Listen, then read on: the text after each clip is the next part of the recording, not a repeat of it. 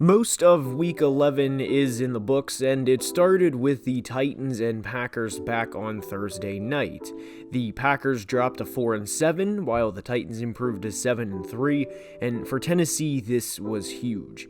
They started out 0-2 with a loss to the Giants, in which they came from behind, and then got smoked in Buffalo by 34 points. They're 7-1 since, with their only loss to the Chiefs on the road in a game Malik Willis started, and had to deal with are the Packers back, and here comes a run by Aaron Rodgers leading up to this game. They took care of business, and Mike Vrabel to me is an underrated coach because this team will compete with anyone on any given Sunday. They will scratch and claw their way to 11 or 12 wins and be a team in January nobody wants to play. Shout out to Treylon Burks for having his first career 100-yard game and stepping up when his team needed him to. The play at the end over Jair Alexander sealed the game. Green Bay's season is over unless they win the final 6 games, which is highly unlikely based on how they've played in the first 11. Christian Watson is a force and has been playing well over the past 2 games, and this is not a fluke. He is a good young receiver, and it has showed and will continue to show if the Packers simply feed him the rock. Yes, the season is over for them in a lot of ways, but Christian Watson is a very bright spot for this team moving forward. Commanders-Texans is the first game from Sunday we will discuss, and this was a perfect trap game for Washington. They handled Philly on Monday night and completely dominated the time of possession, and it was a statement win. Taylor Heinicke is now 4-1 as a starter, and I do think he should be the long-term answer at quarterback, at least for the rest of this season. I think the team plays with a lot more energy with Heinicke and overall better, and it's hard to argue with the results. This was a good win, and they play the Falcons next week, and they could easily be 7-5. The playoffs are not out of the equation for them. For Houston, guys, they're a AAA team playing in the MLB. The roster is not to the level of other teams in the league. There's a ton of problems, and there's a reason they will more than likely be on the clock for the 2023 NFL Draft with the first overall pick as soon as this season ends. I love a lot of their young players, but guys, the roster overall is not good. Next up is Rams-Saints, and the biggest takeaway from this game for me personally was the Rams need to shut down Matt Stafford. They're 3-7 and are a hell of a lot more than a quarterback away from competing and getting back to where they were last year. I understand they don't have their first round pick because of the Stafford trade, and they won a Super Bowl, which obviously made this trade worth it, but they're not a good team at the moment and injured on top of it. They are very much on to 2023. For New Orleans, Chris Olave continues to produce in what is a very successful rookie campaign. Andy Dalton had a hell of a game, and he had to because the Rams' rushing defense was stout, so big credit to Andy Dalton where it's due. They play at San Francisco next Sunday and at Tampa after that, but for now, enjoy the win as they most definitely beat the Rams in Week 11. Ravens-Panthers is up, and there's a few things from this game, and the first is we hope both Ronnie Stanley and Kyle Hamilton are okay, and their recovery goes well, however long that may be. As I am recording this, I do not have knowledge on either, but that is first and foremost, and the same goes for any other players that get hurt as well. But for Baltimore, for as much love as the AFC teams get, like the Chiefs, Dolphins, and Bills, and rightfully so might I add, everyone needs to be aware of the quiet contender in Charm City. Sure, they didn't kill the Panthers, but a win's a win. They're 7-3 and have won 4 in a row and 5 of 6. They are very much here. For Carolina, they're tanking, Baker is bad, and the run game was nowhere to be seen on Sunday. They're going to more than likely finish with the top 5 pick, and there's a reason for that. The most important position in sports is a big question mark for them, and it shows every single week. Northbound on I-95, we go to Boston, or more specifically Foxborough, to New England to discuss the Jets and Patriots. I'm going to be honest, guys, I don't think Zach Wilson is the answer. This could merit an entire video in itself, and probably will at some point, but there are a ton of ugly plays every single week. He finished the game 9 of 22 for 77 yards and was sacked 4 times.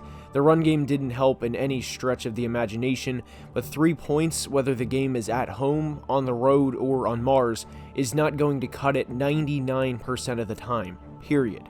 For New England, Mac Jones looked good in a game that was uneventful in a lot of ways.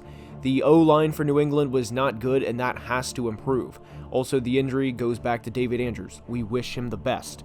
And as cliche as this sounds, this was a very Jets loss and a very Patriots win based on how the last 20 or so years have went. From Boston to Atlanta, we go to discuss the Bears-Falcons, and the first thing we are going to say, like we did for Baltimore, we wish Justin the best in however long his recovery may be.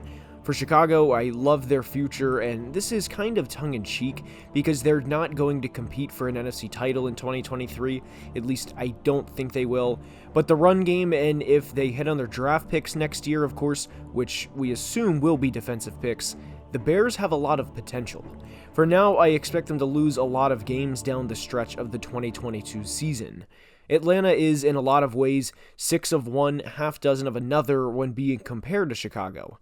Their run game is awesome, and the future for them, like with Chicago, can look bright if a few things go their way. Also, Marcus is not the answer, which I think we can all agree on. Browns-Bills from the Motor City is up, and this was an ugly win for Buffalo, but a necessary win. The Bills' run game was there early and often, and James Cook had his best game as a pro. In what was a weird day across the league for running backs, enough credit cannot be given to the Bills' run defense, and especially linebacker Matt Milano. As cliche as this is going to sound, there were a few times where Milano made plays and all I could do was say, wow, or man, what a play. He was balling, and they held Nick Chubb to 19 rushing yards on 14 carries. For Cleveland, Deshaun Watson is not going to save this. He's not going to save the entire team and instantly make them Super Bowl contenders. Defensive coordinator Joe Woods has to go. At the very least, he should be fired at season's end. He is not it as a defensive coordinator. I made a video last week on the Browns and detailed what was wrong with them for anyone interested, and a lot of it is very much applicable to this performance. Dan Campbell's Lions have quietly won 3 in a row, and they are playing good football. They had a dominant win in North Jersey in Week 11, and for a team that started out 1-6 with questions about Dan Campbell and GM Brad Holmes' future, they are on the rise. Lions fans most definitely deserve to drink the Kool-Aid because it's been a very long time since they won 3 in a row. 5 years to be exact. Jamal Williams and DeAndre Swift are a hell of a running back duo, and I love what this team has in them. The Giants have a lot of injury problems, and it showed in this game. The receiving core is a problem.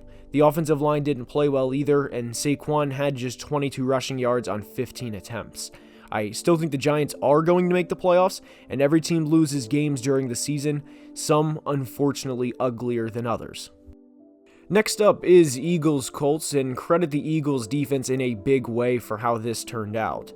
They did not play good in Week 10 against Washington, and were coming off of a short week, and the defense stepped up when they needed them most. This was a very ugly win, and I think Eagles fans would agree. But at the end of the day, a win is a win, and they improved to 9-1. For Indy, the defense is very good, and I genuinely feel bad for them because they deserve more than a 4-6-1 record. The Jeff Saturday coaching hire is something else on its own, but the defense, even without Shaquille Leonard, held the Eagles to 17 points, and that's a huge accomplishment in itself. This game was winnable, yes, and this didn't change whether or not they were going to the playoffs, but this is a game you would have liked to have won, and that's an understatement. Broncos Raiders is up, and Denver has put up more than 17 points in a game in 2 of 10 this year. I'm not beating a dead horse, no pun intended with the Broncos here, but they're in one of the worst situations in football. Nathaniel Hackett is not a good head coach, and it's proven time and time again. They're 3-7 and need to move on from him. While it's not a fun thing to admit or do, especially 10 games into a tenure, I think it's better to admit this and do this earlier rather than later. There's no, well, when they come around, no. They're 3-7, they're done. 2 of the 3 Raiders wins are against Denver, and I don't love sounding negative about a win for a team, but the Raiders are in a bad situation themselves. They're just not in a $240 million rookie head coach, multiple first-round picks given up situation. They're also 3-7, and positive spin here, credit Davante Adams for showing up today and then some. AFC North action between the Bengals and Steelers is up, and credit Joe Burrow for how he played on Sunday, because the Steelers did a hell of a job bottling up the run. Samaje Perine unexpectedly had a day, and Cincy won 37-30. It was a much-needed win for them because they need to keep pace in the AFC, and they did just that, as they now sit at 6-4 through 10 games. For Pittsburgh, they had a very good first half as they put up 20 points, then Matt Canada reverted to himself. It was like, hey, let's keep them off balance and call a good first half and give our fans a tease of what they could be, only to lose in the second half and start every 1st and 10 with a 1-yard run to really start every drive at 2nd and 9.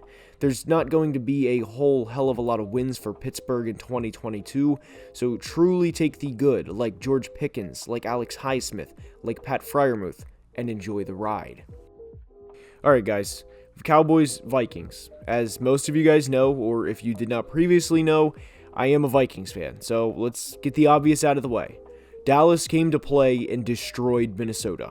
They deserve all of the hype and praise they will receive from the media this week. They earned it. More than earned it.